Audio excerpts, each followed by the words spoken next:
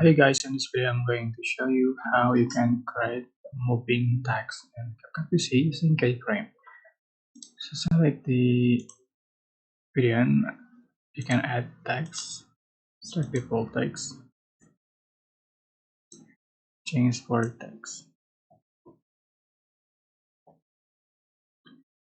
So to make the moving text using Keyframe, you are just going to scroll down until you find the position and size. On the right you can find the Keyframe button.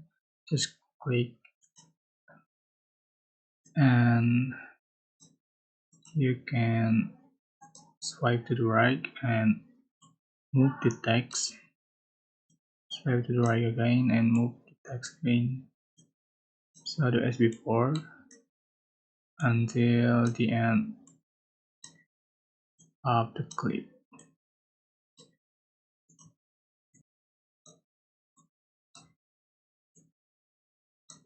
You can resize.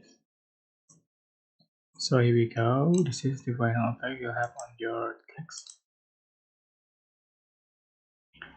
So that's how you can create the moving text. I hope this tutorial was helpful for you guys. Don't forget to like, comment, share, and also subscribe. Thank you so much for watching.